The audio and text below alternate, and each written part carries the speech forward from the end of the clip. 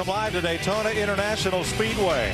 Like a jewel in the Florida night sky, this place is more brightly lit than the adjacent airport. And some of NASCAR's fastest of 2003 are about to take to the track in round 2 of Bud Shootout practice. Unlike the afternoon session in 85-degree temperatures, now these drivers and their crew chiefs will get a chance to experience what they'll expect tomorrow evening when the Bud Shootout is run under the lights. Kevin Harvick, quickest in the afternoon session. And a lot of new color right there, like Mark Martin's brightly painted sponsor festooned car. Dave Burns has more. Well, and you know, Mike, have you ever had noisy neighbors? Have you had noisy neighbors, Mike? Not that I'll admit to on national TV. Thank you. Exactly. Or I'll have more. That's a very smart answer. Well, Mark Martin's garage area was one of the noisiest down here between their practice sessions this afternoon. Sawing away, sanding away, all kinds of noise. And I came back a little while later and looked at the front fenders, and there was nothing on there. So I went to Pat Tryson to find out, Pat, if I see nothing on top, where was all the sanding and grinding and sawing going on? Underneath, right? Yeah, we were doing trying some adjustments with some aero stuff underneath that's trying to make it a little more downforce to make it turn just a little bit better. He just needs a little more grip getting in. And so we tried some stuff on some underneath stuff that we know should help front downforce. And is that stuff you've tried in the wind tunnel and know you could do, or was that sort of like, yeah, let's think about some stuff and try it? It's some stuff that we've done in the wind tunnel. It's not as good drag-wise, but it makes a little more downforce, so you give up a little bit to get a little bit. All right, and as the cars roll, let's go to Matt. And the Bud guys waiting for Dale Jr. to pull off, munching on some macaroni and cheese here at the back of the trailer. And Tony Sr., how would you describe that first session? I mean, there was some smoking tires, some vibrations. Yeah, the car's real tight. Just can't get them to turn. Everybody in the garage is having a problem. The cars won't turn. They're tearing the right front tires off of them. The balance is just way off on the car. They got so much spoiler on the back of them. So we changed a bunch of A-arms, changed gears, drive shafts, trying to get rid of the vibration. And I'm not even sure that's what it is. It might be the tires vibrating. I don't know. But he said that the cars are so tight they have to let off the gas like they did in a short track to get through the corner. So hopefully it'll be better. Making this final session even more important, Mike Joy. Thanks, Matt. Not only is it a new year at Daytona, there are new rules and nuances of these cars to adapt to. So I've got Larry McReynolds and Jeff Hammond alongside to explain it all to you. Tony Eury looked like he has a lot of work yet to do. Well, this is the same rule package that they ran at Talladega back in October. The same height rear spoiler with that bigger restrictor plate. The problem is, we say it every year, Daytona is not Talladega. Daytona is a handling racetrack. And what Tony's saying, I even heard it in Pat Tryson, what he was describing about Mark Martin's cars, the cars are not going to turn. Now the bad news is the track's cooling down and they're going to want to turn less, Jeff Hammond, because you know you've got more grip and the cars are going to push more and more as you get more laps on the tires. Definitely so. As the fuel burns off these race cars, more nose weight goes in the front of the cars. That's going to be a problem. You saw right there, I think the two cars, Rusty Wallace, his car's already hitting the racetrack again. This is one of those situations where tonight's practice, even though they got 1 hour to get everything done, they've got to get it done right. And the guys that were good early on, you've got to be conscious of the fact that this is not a daytime race. You've got to tune it for the night and cooler track conditions. But wait a minute. I thought we just opened the track for 1 hour of practice. This looks like they just dropped the green flag. This is not practice. This is race simulation right here. Well, that's exactly what you're going to see tomorrow night, Mike, and that's what these guys are trying to get geared up for right now.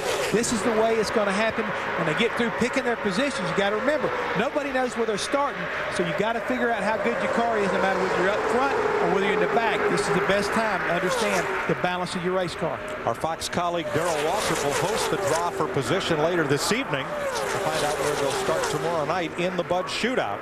There is no speed qualifying for the Bud Shootout. It's always been determined by a draw among the eligible drivers. Now, Elliott Sadler, who posted the, how shall I say it, least fastest speed this afternoon, is the first car on track in that monochrome paint scheme, M&M number 38. And yet he's been out front ever since they dropped the rag and opened the track. But they know the speed chart in practice is deceiving because it's all in how you're lined up. Maybe you got a group catching a group and the speed's going to shoot way up. We know we interviewed him in that first practice. He was very happy the way that car was driving. And sometimes when it's driving good and you know it's good, the safest place is in that garage area.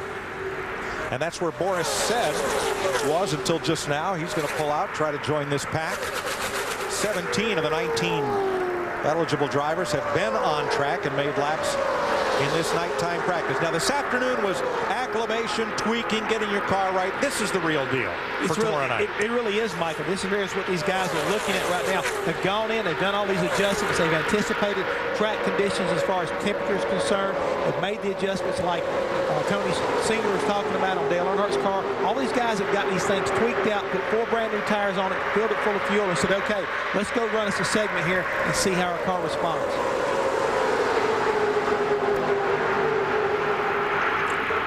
Has the fastest lap early in this second practice session for the Bud Shootout. We're live on Speed. Don't move.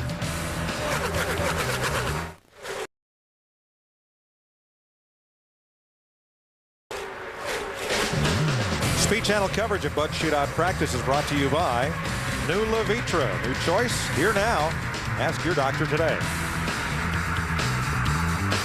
They've all been out there jostling for position, and the pack has now kind of broken in two. And the driver who had the quick time, Bobby Labonte, now second. Dale Earnhardt Jr. is now fastest. But don't let these times deceive you, because many of these quick times are from a car that is back off of some cars as he comes by and then sucks up to the pack the next time by. So his lap time is quicker than, let's say, the car at the front of the pack on that lap, and so it goes. You know, Mike, this can be a real challenge for these guys, what they're trying to do here. They're trying to make a long run with these cars. Remember, tomorrow night's race is 70 laps. They're going to run 20 laps, then a 10-minute break to do normal pit stop adjustments and procedures, fuel and tires, then 50 laps. We know they will have to make at least one pit stop in that 50 laps for fuel because of the smaller fuel cells. But right now, what they're trying to do, most of them are going to be trying to overcome an aero push by fixing it with chassis things, and that's hard to do because you can't make the rear spoiler smaller, the size is mandated, and you can't take degrees out because the degrees is mandated. So it can be a real challenge what these guys are trying to do here and adjust on. And Jeff, that pit stop, most of the drivers we heard from in the last session said it'll be a 4-tire stop. They won't gamble with 2. No, that's true. They're already figured out right now that they need to have the grip from the new tires and everything. So the pit stop is going to be very critical tomorrow. Getting off pit road, not tearing anything up, and at the same time having a really smooth stop and making the necessary adjustments as quickly as possible. To the garage, Mark Martin. Dave Burns is there. And Mike, his crew pushed his car in, but not to worry. It was a clean cut of the engine. They went out there and met him, pushed the car in. Mark uttered a few statements over the radio that were very, very positive. And I asked crew chief Pat Tryson, did he say the car was perfect? And he said, yeah. No, he didn't say it was perfect. Yeah, I think he did say the key word. Mark's very happy right now. But I'm going to tell you, Dave, if I'm his crew chief, Pat Tryson, if you're happy now, you've only run 5 laps, go out there and run me about 15 or 20 more, and if you're still happy. And what they mean by a clean cut, what Mark did down the backstretch at full throttle, he reached up and shut the engine down. It gets a clean cut on the engine where Jack Roush and those engine guys can look at the spark plugs and tell a lot about the distribution of the engine and needing to adjust jetting or something of that nature of the carburetor. And one reason that's very important this year on this night is NASCAR's changed fuel suppliers. The 76 competition 110 racing gasoline, 110 octane, has been replaced. NASCAR is a new fuel supplier this year, Sunoco, with a 112 octane fuel that has a very different componentry than the fuel it replaced. So all of these engine builders are being very cautious and want to get some checks so they know exactly what they're dealing with, because tuning these engines is different with a different fuel. And I think we add one more thing to that, Mike, is the fact that what you're alluding to is the temperature as well as the air density itself at night is so much different than what it is during the day, can affect all this as far as the fuel mixture is concerned. So it's better to be safe than sorry.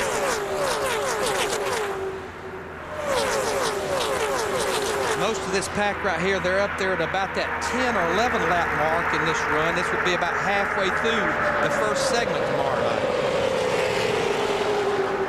Dale Earnhardt Jr. with the quickest lap of this 1-hour practice session, and you're going to see it all right here on Speed.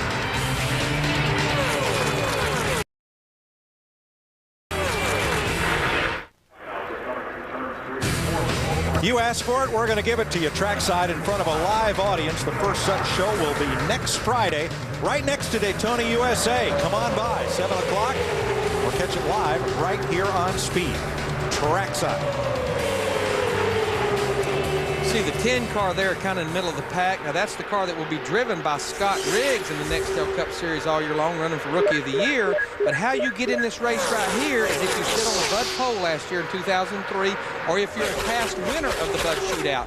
Mike Skinner, he's in the 10 car. He sat on the pole last year driving for not this race team, but the teammate to this team, the 01 car at Richmond. So they elected to put Mike in this team car right here because Boris said, who sat on the pole at Infineon in the 01 car, that's the car he's driving here. And we did get a clarification that apparently you must not only still be an active Nextel Cup driver if you're a past winner of this race, but need to finish so far up in the point standings the previous year to be able to use that past winner's slot as Mark Martin has.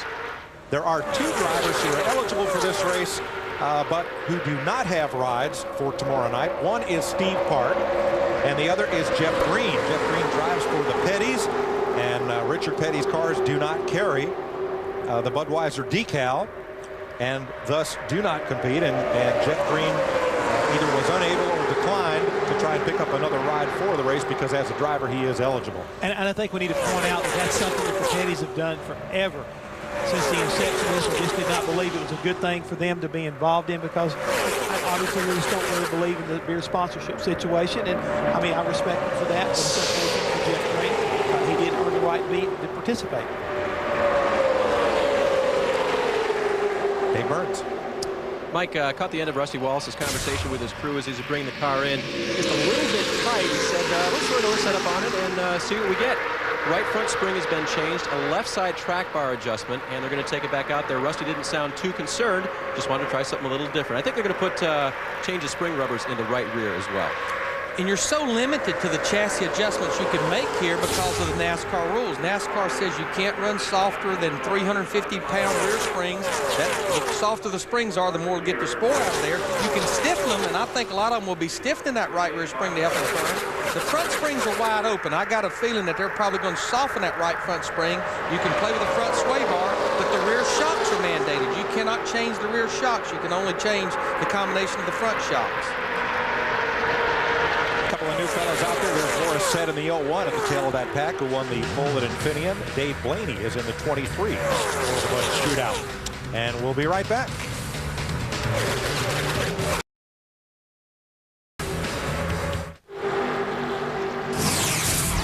Speed Weeks rolls on speed. The ARCA stock car race, the 200-miler here at Daytona tomorrow, 3:30 p.m. live. Bobby Gerhart on the pole, Kyle Busch alongside, and you'll see it here on Speed.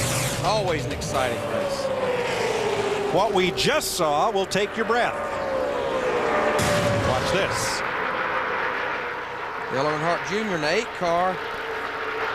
He was not quite clear of Mike Skinner in the 10 car and came down, and that's a big part of the spotter's shoulders up there, Jeff. It really is, and you don't realize how close he came to get turned sideways right there. I mean, good job of driving by Dale Earnhardt Jr. as well as, you know, Mike Skinner, both that did the right thing to get crazy with the steering wheel. Let's point out, Dale Earnhardt Jr. has got a new spotter.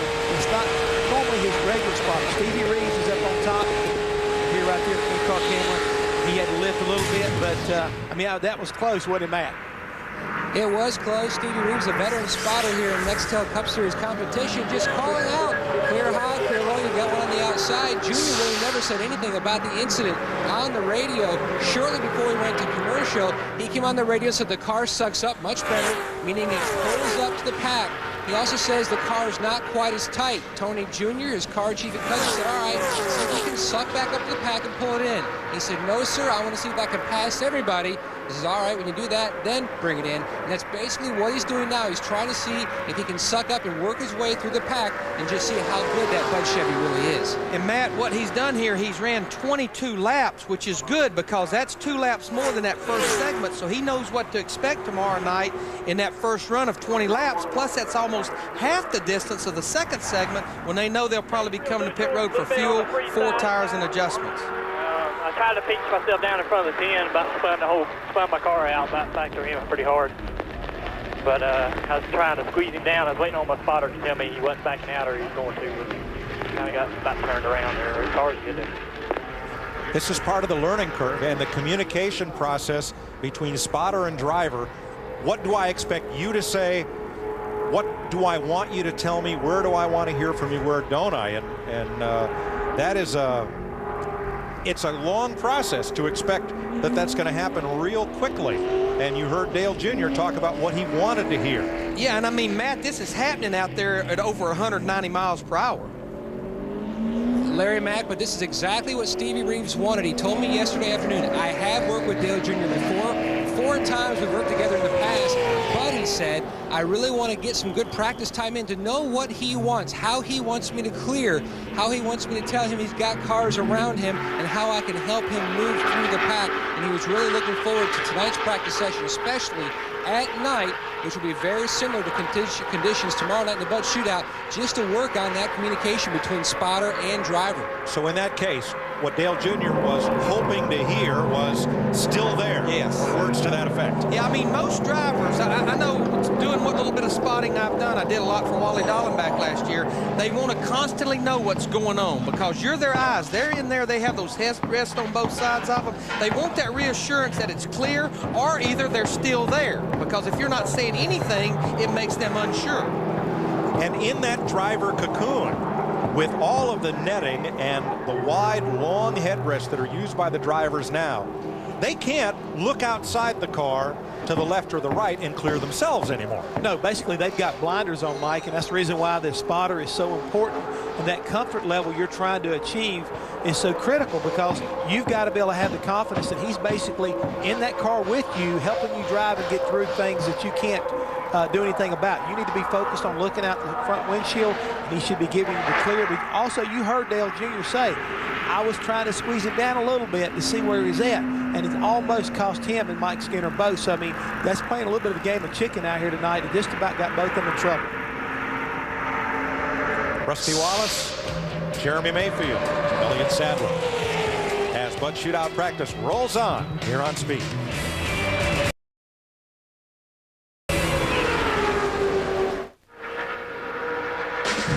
Speed Channel coverage of Bud Shootout practice is brought to you by Helzberg Diamonds. Their value promise means you'll get their best price first time, every time. Helzberg Diamonds. Confidence comes in a burgundy box.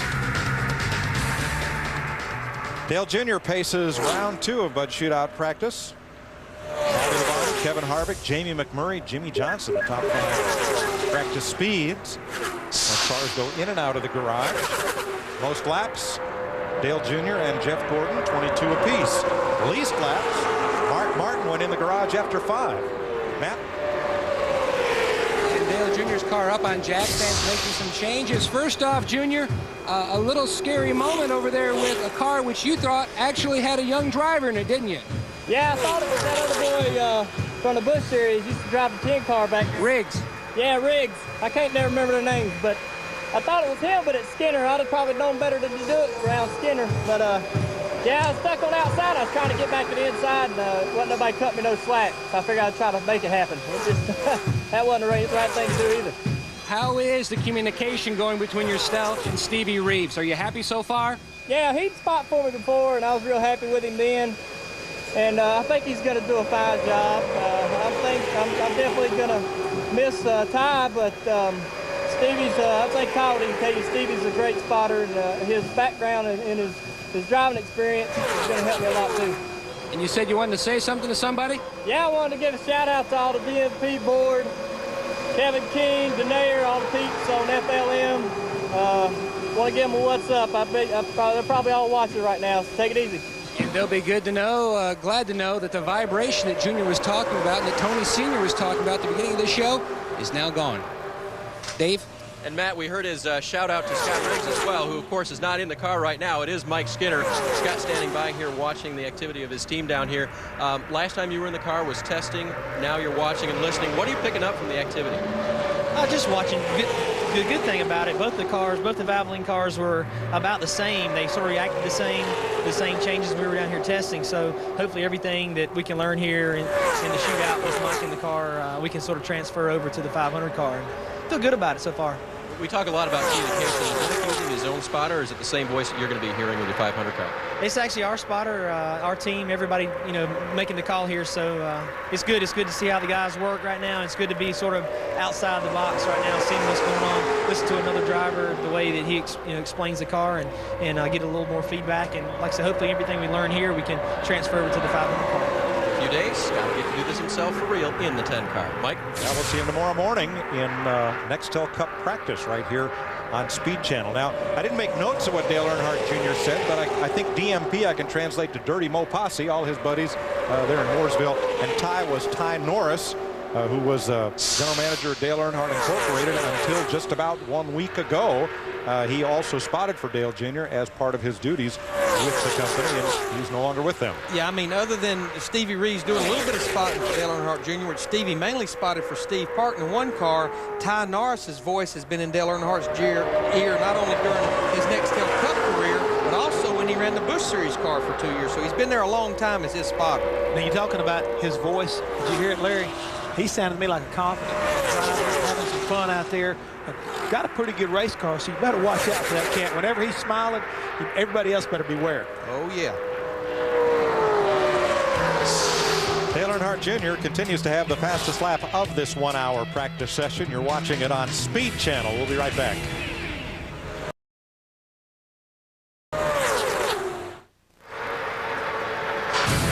Next Friday, 8 p.m. live from here at Daytona International Speedway. Opening round of the NASCAR Craftsman Truck Series, always exciting, and now it's Chevy, Ford, Dodge, Toyota as they open the season. Don't miss it next Friday night live. It is a full moon Friday night here in Daytona Beach. Now, if we were short tracking,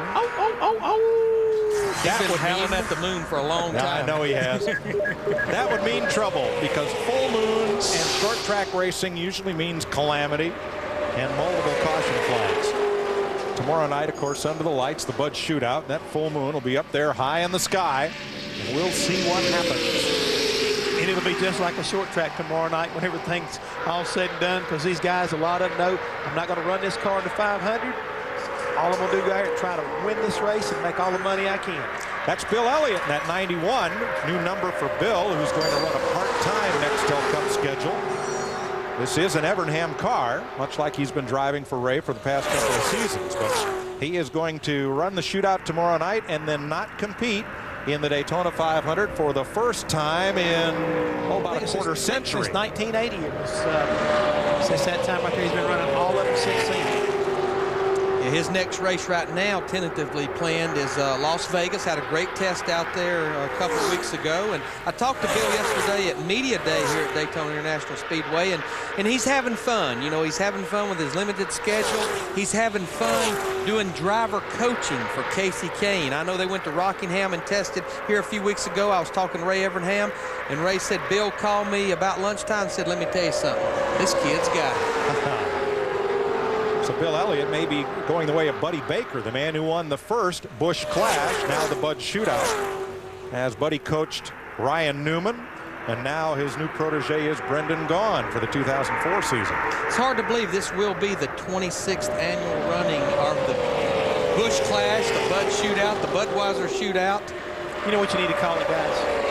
You always talk about the Daytona 500 being the Super Bowl of our racing series. Well, this is our Pro Bowl. Yes. All these guys right here are the top of the top when it comes to qualifying and getting the job done. For 26 years, we've been having our Pro Bowl before the Super Bowl.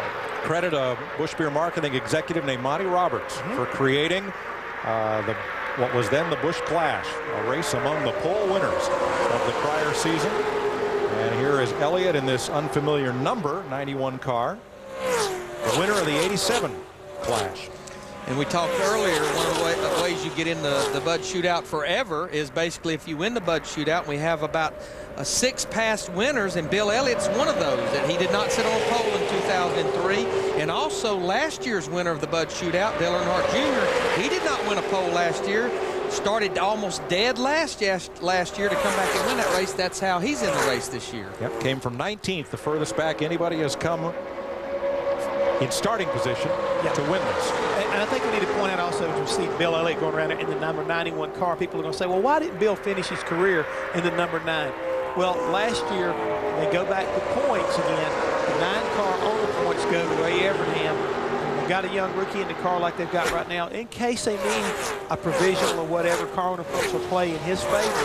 And that way, this rookie gets the benefit of the number 9 number as far as the car owner is concerned, at least for the first, what is it, Larry, first 5 races, 4 to 5 races that we run. First 4. So that I'm sure that's one of the biggest reasons why Bill elected to go to the 91 and they kept the 9 with Casey Kane.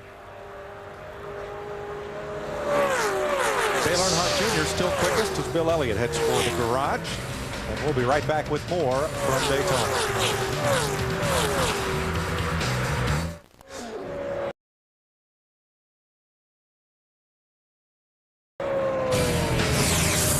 Wall-to-wall practice for the NASCAR Nextel Cup Series. Here from Daytona at 1:30 p.m. live tomorrow. All that work over the winter, ever since, well before even Homestead Miami, comes down to those 2 laps tomorrow, getting ready to qualify for Daytona 500. What I love about this time of year is you walk through that garage area and every driver has a strong shot to win the championship. You don't believe it, just ask them. And every crew chief and every car owner. That's the attitude you're supposed to roll in here with. I was getting ready to say, if you didn't have that kind of attitude, you know what happens? You ought to be fired and just run right out of the garage here, because everybody has worked their tails off to get ready to come to Daytona and basically put your 4 best opportunities out there as far as this Bud Shootout, qualifying, the 125 and the 500. You've got a lot of racing.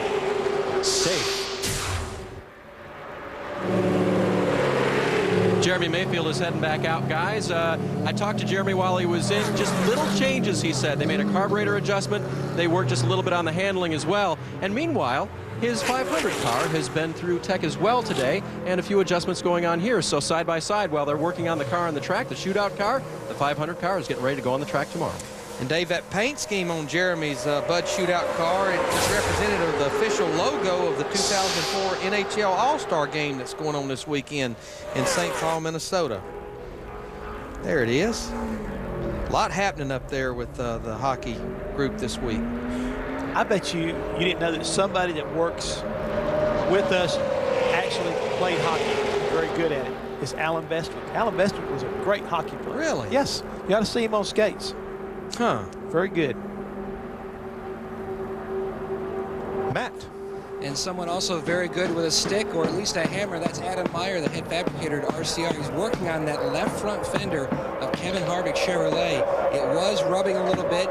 They did have the hammer beating away on it, trying just to massage it a little bit. And Larry Mack, you were talking about his expertise, much like an artist working with sheet metal. Yeah, I don't call guys like Adam Meyer a fabricator. I call him a craftsman. But I think we're seeing a lot of people having to beat these front fenders up. And I think what's happening, we've heard throughout this practice session about the cars not turning and developing that push where it's not turning off the corner. And one thing you can do to overcome it is keep softening those front springs, maybe especially that left front spring. Of course, the more you soften them, the more the car travels and it hits the top of the fenders.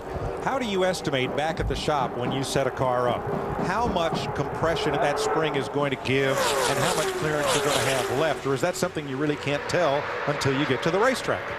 Well, what happens is with the telemetry that the guys have at their access today is they're able to go out there and run around the racetrack and check that travel when the cars go in the race, all the way around the racetrack, no matter what's in the corner, coming off the corner. They know approximately how far the left front spring as well as the right front, right rear, left rear, all these springs and how close the chassis is to the ground. And they're able to simulate that back at the shop, and that really has helped a lot of these fabricators today to be able to build these fenders with the right amount of clearance. The one thing that's throwing them a little bit of a curve, Mike, this new tire combination by Goodyear, not only is it a little softer compound, especially on the right side, it's a softer sidewall. The tire's flexing around more. It makes you have to have a little more clearance, not only in your front fenders, but your rear quarter pounders. Kind of like the old bias ply days, exactly what these guys are running into. And a lot of these younger mechanics have never seen the bias ply, so they haven't understand how much it moves around. There's Dave Blaney pulling off at the 23. He's headed for the garage. Elliott Sadler is in the garage right now. Dave's with us. Standing outside his car, guys, and looks like you're done going home. Yeah, I think we've got all the speed we can get out of this M&M's Full Tour, so it's very good. It was great the first practice. We tried a little simple at the beginning, second didn't like it, put it back like we had it, and it's fast, it's comfortable, The guys have definitely done their homework, the motor shop and the fab shop. So I'm pretty excited about tomorrow. I'm looking to having a good time and moving around a little bit, doing some bump drafting, and just having a good time. You like your car better up front, or you like it in the draft, Elliott? It's led a lot of laps today in practices. I don't know if that's where we need to be. I tried to fall back some, but it was pretty fast, so I kind of wanted to go back to the front again. But it definitely likes leading. It's a lot of fun out there leading like we've been able to do, and the guys got a great fuel mileage check, so we think we got everything that we need to have. We prepared as good as we can be for tomorrow night. We just want to make a good showing. We want to get all those dedicated Robert Yates fans something to cheer about starting here tomorrow night. That's right. And of course, it wants to be up front on the correct lap at the end. No kidding. Well, Dale Jr. still has the fastest practice speed. Bobby Labonte, Kevin Harvick, Jamie McMurray, Jimmy Johnson, and Dave Blaney are the quickest half dozen thus far.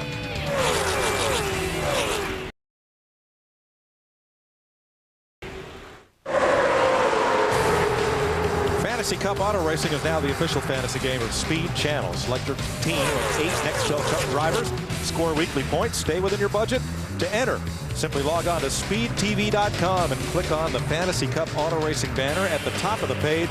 Grand prize winner receives $25,000, and there's more than $750,000 at stake in 2004. Got a pretty good group of cars gathered back out there again. We're getting down here in the final 15 minutes of this practice session. This will be the final practice before the Bud Shootout tomorrow night. 13 of the 19 cars on track. Elliott Sadler headed for the house, as he told us.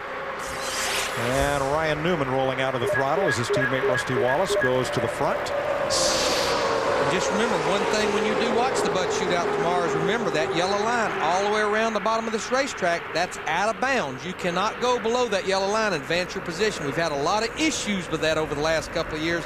So that's something, especially in that short race tomorrow night, that NASCAR will be watching very closely.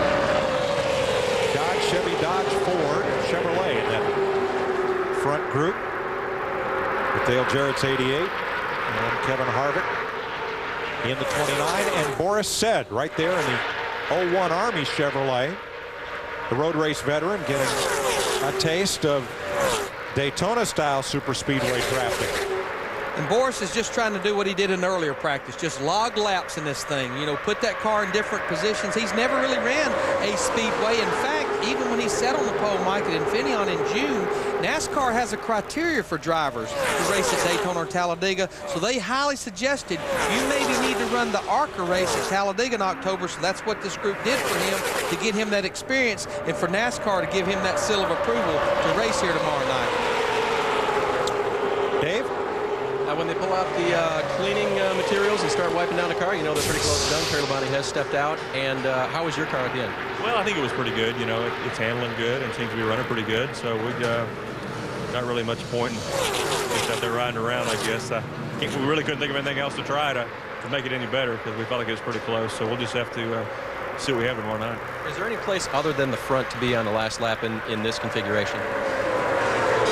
It depends how many guys are lined up behind you, but at the first, if you're first, this is going to be the best place to be, unless there's only 2 or 3 guys, you know, in the lead pack. I think if there's, you know, a big pack of cars, that's like there probably will be, then I think first is a place to be. But I think if you are first, there's only 3 or 4 of them behind you, they could line up and pass you. But if there's too many behind you, they won't do it, so because they're going to all start racing each other. Very hard for this last 50-lap shootout tomorrow night, guys. Terry Labonte, Richmond pole winner and winner of the final Labor Day Southern 500. He won the Bud Shootout, Busch Class 1985. And you know, one reason I think you're going to want to be out front or leading at the end of this race, especially at the end of a long run when the tires are really wore out and these cars are pushing worse and worse, is being out front is going to make that car turn the best because you've got all the air on the front end. You know, if you're behind them, you've lost that front downforce. Jeff Hammond with the winner of the first Busch Clash. That's right, Mike. We come outside here to the spotter stand, and guess who I found? I found Brendan Gaughan, which is contending for the Rookie of the Year, but I also found the guys teaching him. Like you said earlier, he won the first Busch Clash. That's Buddy Baker. Buddy, what's going on up here tonight? Well, Brendan's really catching on quick about the draft and all. Of course, he ran the truck race here last year and did a fine job, but little tricks that he's watching Ryan Newman and Rusty Wallace doing when they're working together, the three of them ought to be dynamic if they really work together and not against each other. That's what I'm telling him, and he's real quick on that. And I will tell you this, tremendous amount of ability here. You're going to hear a lot about Brendan Gaughan this year. Well, buddy, let me ask you this. You had a lot to do with, as far as Ryan Newman's concerned, how does he compare to Ryan? Well, they're different people completely, and Ryan Newman is pretty quiet about what he does, and Brendan Gaughan, but he gets the job done, and you know, it's just a different style. Both of them have their own way of doing things, but I still work with Ryan Newman here in Daytona. I'll be on the back straightaway spotting for him, but I also keep an eye on Brendan. We tested together down here and did a fine job. It was very quick. I'm looking for him. By the way, he put a little money on himself for the Daytona 500. That's how proud he is of what he can do. What about that, Brandon? You know, Buddy Baker having the coach here, right, you know, has really helped me a ton. We are trying to watch Rusty and Ryan. I mean, those are my teammates, trying to watch the moves they're making, and you can see when they work together that last couple seconds, you can see how much better they work together, how much faster their dodges became. They went right to the front of that pack. This whole deal is, you know, it's not about teamwork when you're running. It's just about picking the right spots, picking and choosing, and being committed when you do it. And I'm committed to following Rusty and Ryan. They're my teammates. Rusty's my boss, and Ryan's got a lot of wins. So I could finish third behind them and make Penske 1, 2, 3 and be just pretty darn happy. What about all year long? I mean, how things are going to be as far as that's concerned? Is it starting to come to you that you are now in the Nextel Cup? I'm having a lot of fun. You know, I'm always excited, Jeff, and I'm always excitable, and I'm still having fun. I'm still excited, you know, to actually have a sponsor wearing the Kodak stuff here. It means the world to actually be able to talk about a product and represent great people and great companies. And that's what you have with Kodak, Penske, and Jaspers. Great people, great companies. So it's true. I love talking about the people. And so I'm just excited. We're going to have fun. Well, talking about one of the teammates of this Penske operation, I believe Matt Yoakum's caught up with Ryan Newman. Ryan Newman says patient in his race car, and you've spoken many times about the advantages of having someone like Buddy Baker in your corner. Yeah, Buddy's an awesome guy, both on and off the racetrack, and he's helped us out a lot, and a lot of thanks go to him. And to have him helping us out down here at Daytona means a whole lot to me personally, and you know, it does make this race car go faster, so that's definitely cool. Now, a big learning curve for your teammate, Brendan, but what about yourself? Now that you've got some time in the seat, does he still bring up things from time to time that maybe fine-tune your driving style or maybe what you're doing? If you know Buddy, he's not afraid to tell you what's right from wrong, and it definitely does help us out still. And you know, thankfully, I've learned some things, so it's not as much as the first time he came here to Daytona, but you know, I know he'll be a good help to Brendan Gaughan also. Quickly grade your car, scale of 1 to 10 on sucking up, and is it better out front or in the back? I'd say it's 5 in all respects right now. We got a pretty average race car, so just trying to see what we can do to make it a 6 or a 5.5, and go from there. Engineer always talking about numbers, guys. Well, Newman and Gaughan join a list of Baker proteges that include Ron Bouchard and Jimmy Spencer. He has given a lot of them a good education. Now, you better believe it. When it come to Daytona and Talladega, you knew Buddy Baker was pushing his foot through the floorboard. Every time.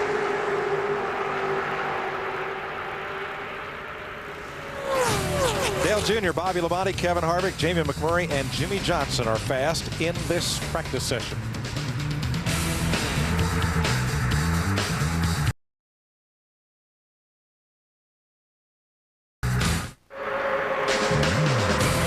Speed Channel coverage of Bud Shootout practice is brought to you by new Levitra. New choice, here now. Ask your doctor today. Full moon Friday night at Daytona International Speedway. Don't need the moonlight. This place is lit by hundreds of thousands of candle power. And there's Dave Blaney leading Jamie McMurray and Bill Elliott around the Speedway. Here's Dave Burns. Mark Martin standing by here, just hopped out of the 6 car. And Mark, we started the show talking with your crew chief about, you know, secret stuff underneath the fenders and changing things under there. Did it make any difference? It would fly before, and it'll fly now. Are you happy with it? It's the fastest car I've had at Daytona in years and years. I'm so proud of this whole team, and maybe we can put this craft car up front a little bit tomorrow night. Was it better for you leading the pack, or did you feel like staying back coming around? Way better leading the pack, and it would do that. Once you get there, it would stay there very well, you know, better than anything I've had in years. Proud of this Ford Power under the hood and this new Taurus, and Pat and all the guys, Todd and all these guys that work on this car, built a brand new car untested for the shootout here, and we've had a good practice. We're finished. Sounds like Mark will be in the mix tomorrow night. Matt? Kevin Harvick's also done for the night. 25 laps in the first session, 29 this session. Kevin, rate your car. We got to handle it a lot better. We're actually a little bit free right now, so we're just kind of fooling around with some stuff, trying to make it just a little bit better. But so far, the GM Goodwrench Chevrolet's pretty good, and we'll have to wait and see what happens tomorrow. Does your car like to lead or follow better? We haven't actually led yet. We've just been trying to stay in traffic and make our car handle good and really concentrate on making sure it pulls up, handles, does everything it needs to do, and if it can pull to second, it'll be able to lead fine. Now, the best averaging finish by any driver last year on the 4 plate races isn't Michael Waltrip or Dale Earnhardt Jr. It was you with finishes of 2nd through 9th. It seems like you've really improved on your plate racing. Yeah, I think Mike Skinner said it the best. I couldn't draft my way out of a 7-11 the first year and a half or so, but I still make some mistakes, and that's why we're trying to practice more than we usually do and just get ourselves tuned up and get all the winter bugs out.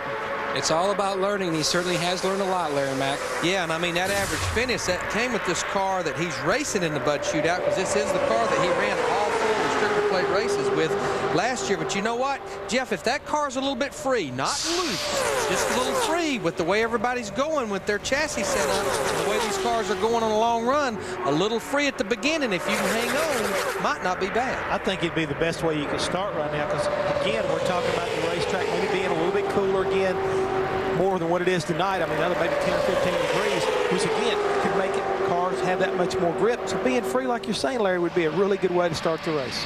Presenting that Murray in that 42 car, he has run some laps. He's ran 39 laps, so he's just about 10 laps shy of the length of the second segment of 50 laps.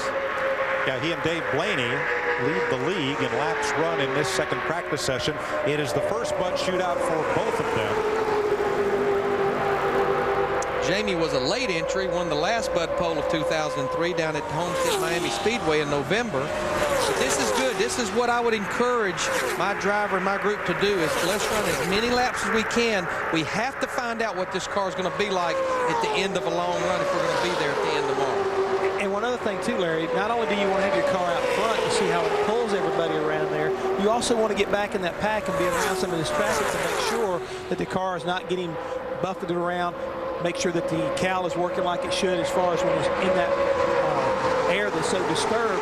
You need to make sure that the car will do everything you want to do from front to back and back to front. It's really important that you work the car in that kind of configuration. And I would say the timing of that pit stop in that second segment, that 50 laps, that's going to be pretty critical. That's another thing these guys are trying to do. They're trying to see what their fuel mileage is, and with this bigger restrictor plate. And Matt, I think you have the man that's fastest in this practice. And Dale Earnhardt Jr. is done. First off, he said hello to the Dirty Mo Posse. Who is the other group? Oh, that's my buddies on the DMP board, just some friends of mine. All the guys on FLM, and just the guys I race on the computer with all the time. And we have a lot of fun, but they're all watching. And well, what can you tell them about this car? Is it a 10? It don't drive as good as my car on the game does. It's pretty fun, but they took a lot of grip away from the cars with the softer tire. The tire's good for a couple laps, and then it just wears out and you slide all over the place. But we had a bad rear gear that first practice, and it was locked up, and we fixed that, and now the car's pretty good. We saw you cut through the field very, very strong. Yeah, we're pretty strong. Just got to keep the tires on it, wearing the tires out before we run out of fuel. So, you know,